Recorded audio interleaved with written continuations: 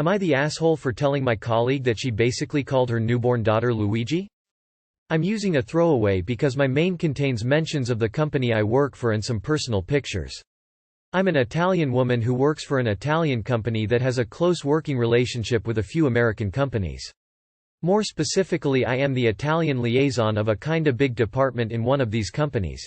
So basically everything that my American colleagues decide comes through me and I relate it to my Italian colleagues. In the years of work there I've made good friends with some of these American colleagues, and this past summer one of them, S.F. early 30s, invited me to her house in the U.S. I had been in the U.S. many times before that, but always for work, never for leisure, so I was really happy. It's the 4th of July and S has organized a nice party. I meet other people who work for the same company but whom I didn't know, amongst them M.F. mid-late 20s, with her newborn baby girl Gigi.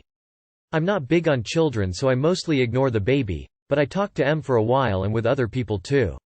At some point in the evening M tells me that her husband is Italian too and they wanted to choose an Italian name for their baby to honor his ancestry and they went with Gigi. I knew this name was used for girls in the US, but I didn't know someone thought it was an Italian name. So I tell her that while Gigi exists in Italy as a name, it is not a girl name, and in Italy there's a law that says you can't name a child with a name that it's traditionally used for the opposite gender, and neutral names do not exist. She's like, "What do you mean?" And I tell her that Gigi in Italy is a nickname for Luigi and that if she comes to Italy and introduces her child as Gigi, Italians will think she has a little boy named Luigi.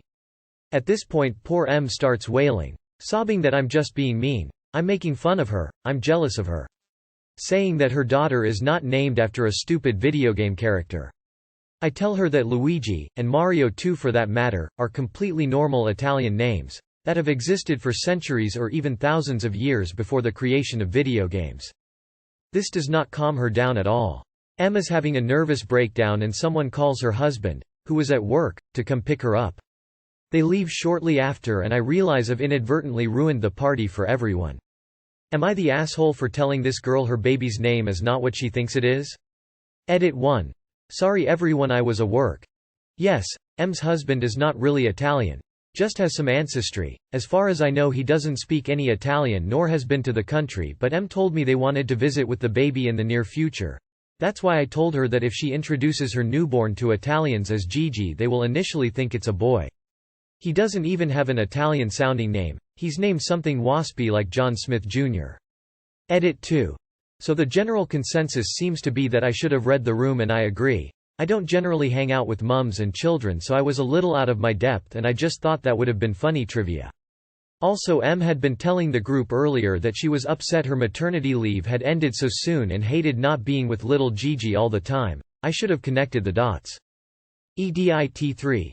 Please stop bashing on M. Yes, her reaction was over the top, but she's a nice person, a young mum protective of her child. I didn't mean for this to become an attack on her character. Not the asshole. You gave her information about names in Italy. Her reaction was very unexpected. Sometimes normal names in one country mean something quite different in other countries. Or they are used for the opposite sex. It is not a big deal, and it is also not something that you have to hide in order to prevent hurt feelings. Because getting hurt by it is an abnormal response. My real name, not uncommon in my own country, means something very dark in another language. No big deal. Am I the asshole for not going out to get a special pizza? My brother brings over his girlfriend to a pizza and movie night. I get the $10 Costco pizza for everyone. The only toppings they have is pepperoni or cheese. I get one of each. We also have some wine in a can, Coke and bottled water. Other than that it's a bayab or wine. The girlfriend gets there and acts like the pizza is disgusting and asks if we can order anything else. I said no. She asked my brother to go get her this pizza she likes, a medium, cost $24. I told my brother if he goes to take her with you and you are not coming back with a special pizza just for her. She makes him leave before 10 minutes into the movie because she was offended that we didn't go out of our way to make her welcome. My brother has been calling me all sorts of names and calling me cheap. I don't think it was my responsibility to cater to one person at the party, and it's rude to get a pizza just for yourself. He called me trashy and I said the only trashy one at the party was his girlfriend and not to bring her around again until she learns some manners. She's the asshole for being rude about the pizza to begin with. You're the asshole for telling them they couldn't come back. Why do you care if they go out or their way to get something they like? The girlfriend was being rude, complaining about the food. But, if they want to go out and get another pizza themselves, you didn't have to pitch a fit about it. Everyone sucks here or not the asshole. I'm in between. The girlfriend is fully an asshole for acting spoiled over a pizza. Costco pizza is big and easily feeds 3 people. I would get this pizza too. This is also your house, so she shouldn't complain about food being provided by the host. I get where you're coming from because she is starting a petty fight in your house. But if she is paying for her specialty pizza, I don't see why she needs to share it. I also feel like kicking them out is too much. I'm open to changing my stance. Am I the asshole for reporting my professor? There is a new professor, 29 female, who joined the university I attend, and she is one of the most stuck-up and difficult faculty member I, 20 female, know. She has a whole list of policies when it comes to classroom management, which includes a line about how no consultations will be entertained unless an appointment has been made at least 1 day in advance, and it has to include the questions you want her to answer. She claims it's to ensure that every session is efficient and optimized, but I just think that she's lazy since it doesn't take much to just do her job of educating. She's also not around a lot, even though classes are still held online, and every time I go to her office during office hours, she tells me she's busy and to make an appointment. It's frustrating because I'm already there, so why can't she take some time to answer my questions?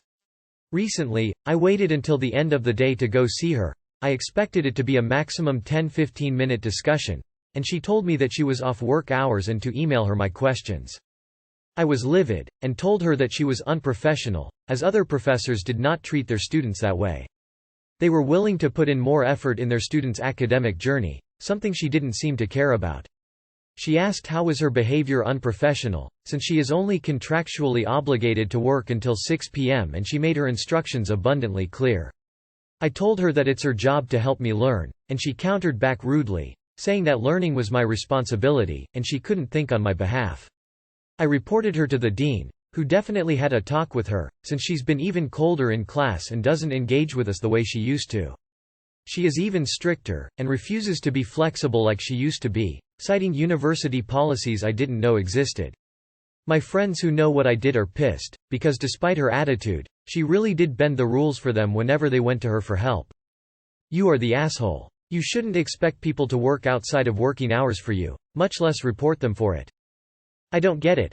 How would requiring an appointment and prepared questions be lazy? You are the asshole. As a professor myself, you are the worst kind of student, with your entitlement. Make a fucking appointment. It's not difficult. Be an adult. She is not there to cater to your entitlement. You are the asshole. Completely unreasonable to expect people to be at your beck and call at any time, especially outside work hours.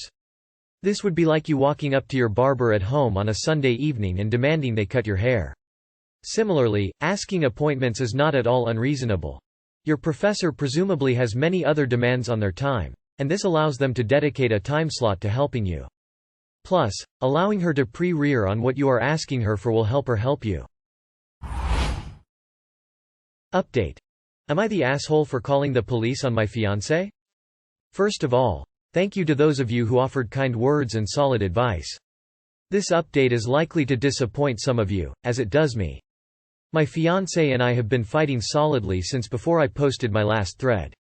It's been exhausting. I called her out on her obvious lie and she fumed at how awful I was for calling her a liar. From then on it was as if she was falling down a smooth well, desperately clawing and grabbing at anything she could to blame me for as she went deeper and deeper.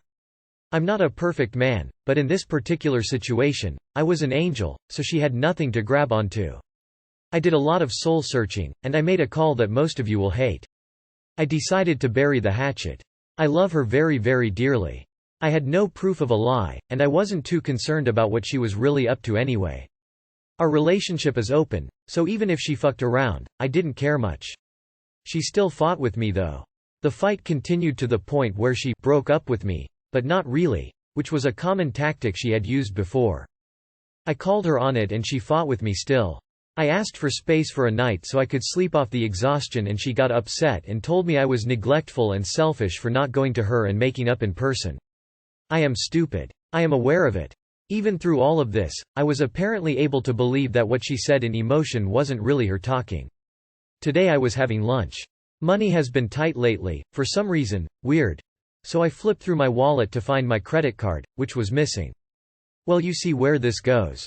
She had stolen it. She cited our desire to join lives together and merge finances, and that when I lent her my wallet once, she took it so she wouldn't have to bother me by asking again. This credit card is mine, under my name and for emergencies only. She was using it for the last month and a half.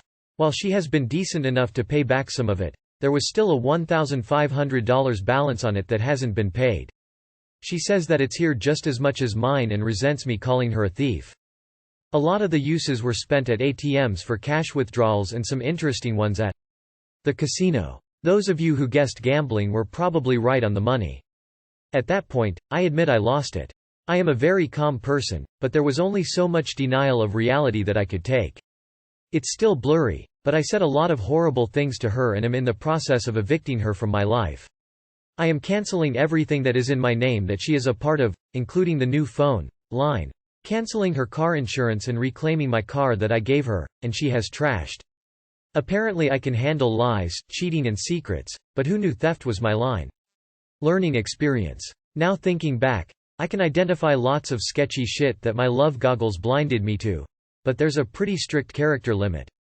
You should copy the text over and save it somewhere in case the thread gets locked.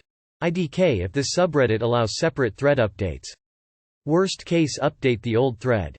Well, you see where this goes. She had stolen it. She cited our desire to join lives together and merge finances, and that when I lent her my wallet once, she took it so she wouldn't have to bother me by asking again. This credit card is mine, under my name and for emergencies only. Call the police. Again. This is probably felony level.